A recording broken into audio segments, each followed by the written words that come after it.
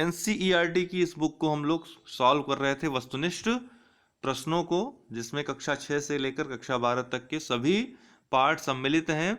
भारत का भूगोल अभी चल रहा है, जिसके तहत भारत के भूगोल में हम आज भारत में परिवहन प्रणाली पर ध्यान केंद्रित करेंगे। आज परिवहन प्रणाली पर चर्चा करेंगे, प्रश्नों को हल करेंगे व्याख्या सहित। चूंकि हाल ही में परिवहन जो व्यवस्था है भारत की, उसमें काफी चेंजेस हुए हैं, तो अपडेटेड है, इसलिए भी ये महत्वपूर्ण है। आइए प्रारंभ करते हैं।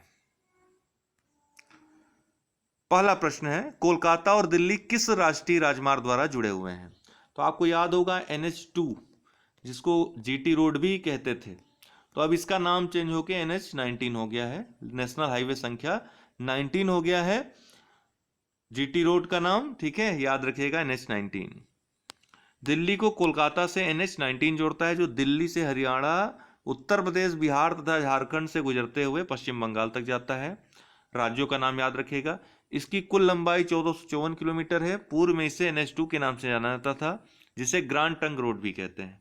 इसका निर्माण शेरशाह सूरी ने करवाया था, इसलिए इसे शेरशाह सूरी राजमार्ग के नाम से भी जाना जाता है। अगला प्रश्न है, भारत के निम्नलिखित में से किस शहर में एक से अधिक रेलवे अंचलों, रेलवे जोन के मुख्यालय हैं? तो दो शहर ऐसे हैं, मुंबई और कोलकाता, दोनों। 20 का उत्तर है, ठीक है ना। वेस्ट रेलवे अर्थात पश्चिमी रेलवे, WR, और CR सेंट्रल रेलवे, इन दोनों का मुख्यालय मुंबई में है। और ER और SER ईस्टर्न रेलवे अर्थात पूर्वी रेलवे और दक्षिण पूर्वी रेलवे, साउथ ईस्टर्न रेलवे, इसका मुख्यालय कोलकाता में है, ठीक। तो एक से अधिक है।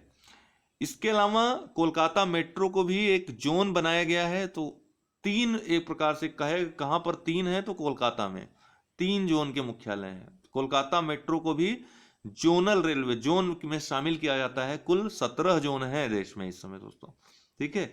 अभी और भी विशाखापट्टनम को भी नया जोन बनाने की बात चल रही है। फिलहाल अभी 17 जोन है, जिनमें मुंबई और कोलकाता ऐसे हैं जहां पर एक से अधिक जोन पाए जाते हैं। कोलकाता एवं मुंबई में एक से अधिक रेलवे अंचलों के मुख्यालय स्थित हैं। सेंट्रल रेलवे तथा पश्चिमी रेलवे का मुख्यालय मुंबई है। इसी प्रकार कोलकाता में पूर्वी रेलवे तथा दक्षिण पूर्वी रेलवे का मुख्यालय स्थित है। तो इसका बी उत्तर होगा। आप लोग जितने भी अंचल हैं, जितने भी जोन हैं, उसके मुख्यालय कहाँ याद कर लीजिए, कभी पूछ सकता है। जैसे NCR का मुख्यालय कहाँ है? नॉर्थ सेंट्रल रेलवे का, तो उत्तर मध्य रेलवे का मुख्यालय अपने प्रयागराज में है।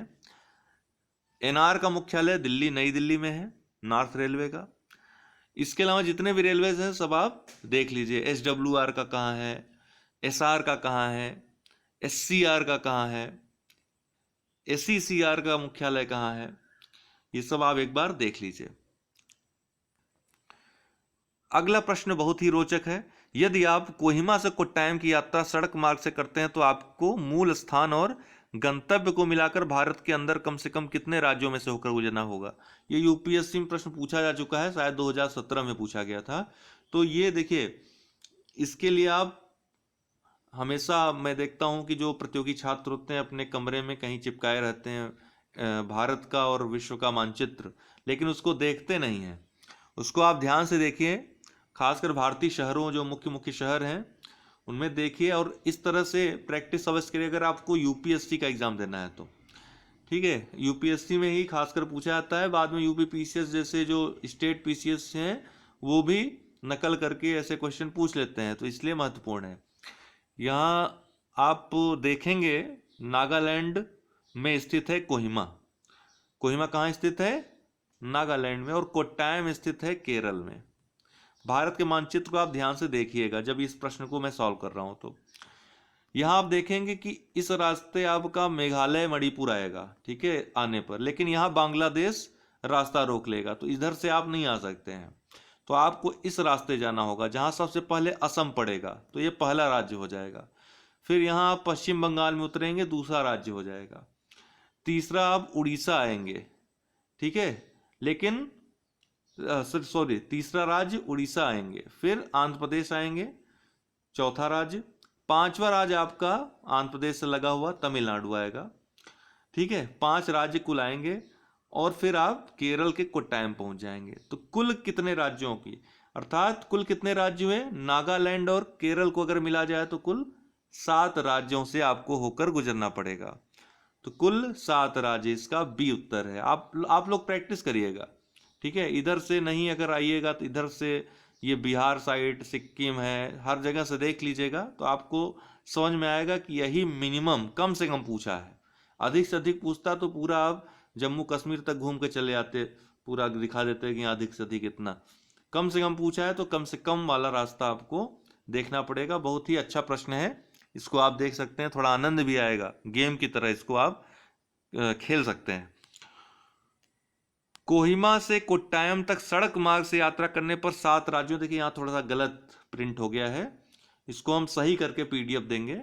मेघालय नहीं, मणिपुर नहीं, असम पहला राज्य होगा, पश्चिम बंगाल, उड़ीसा, आंध्र प्रदेश, तमिलनाडु और 2 वो राज्य अर्थात केरल और नागालैंड। कुल 7 राज्यों से कम होकर गुजरना पड़ेगा।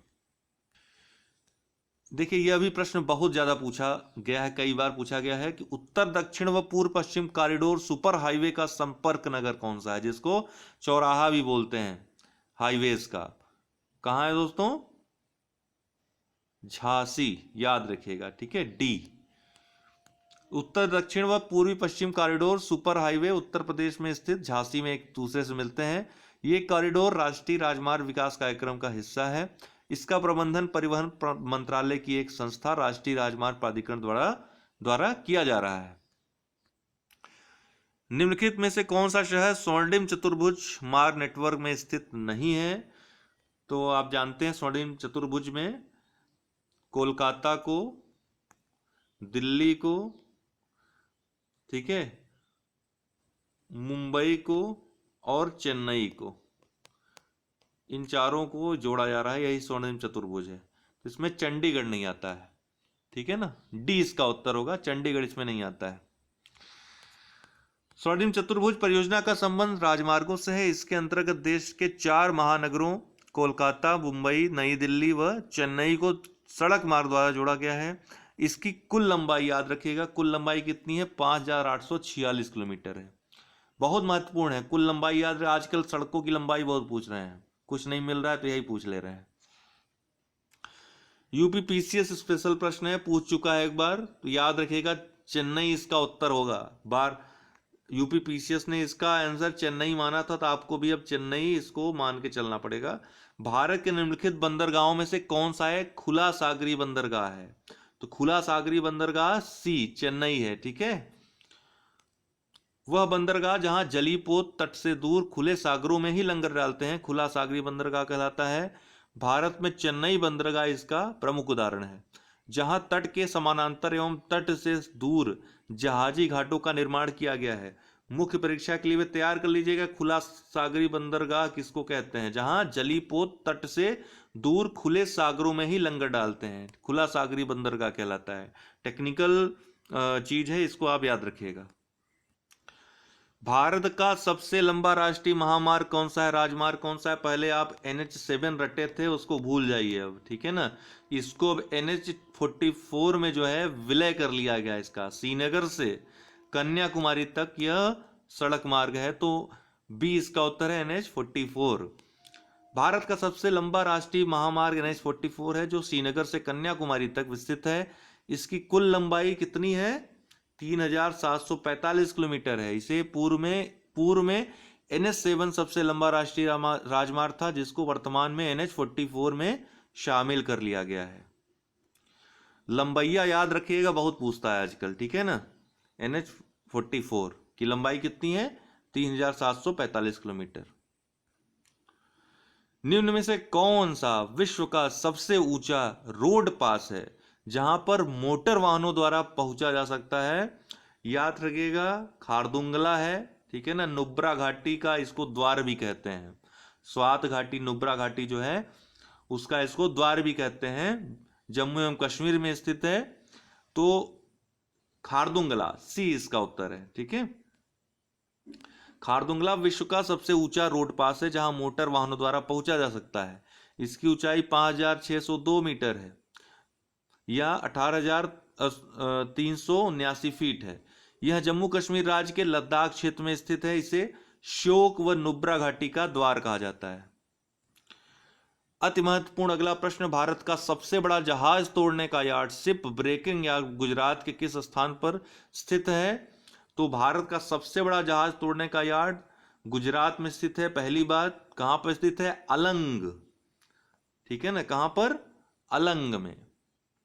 नौका ए, अलंग गुजरात राज्य के भावनगर जिले में स्थित है, जहां भारत का सबसे बड़ा जहाज तोड़ने का यार्ड अवस्थित है। इसको थोड़ा सा कोड में आप बना सकते हैं कि पलंग, पलंग तोड़ दो तो अलंग, ठीक है ना, तो जहाज तोड़ने का यार्ड, इसको इस ढंग से आप याद कर सकते हैं। निम्नलिखित में से किस राज्य में हाल ही में हरित रेल गलियारा शुरू किया गया है? हरित रेल गलियारे का जो भाव है, तात्पर्य है, उसका अर्थ यह है कि जो टॉयलेट की गंदगी रहती है, ठीक, उससे जो रहित हो रेल गलियारा, ऐसा रेल गलियारा, हरित रेल गलियारा शुरू किया गया है। तो पर्यावरण हितैषी गलियारा यह तमिलनाडु में शुरू किया गया है। डी इसका उत्तर है, रामेश्वरम से मदुरै तक, याद रखिएगा। देश का हरित रेल गलियारा तमिलनाडु राज्य में प्रारंभ किया गया है। यह कॉरिडोर 114 किलोमीटर की लंबाई में रामेश्वरम से मदुरै को जोड़ेगा। यह rail line zero toilet discharge अर्थात टॉयलेट की गंदगी से मुक्त होगी।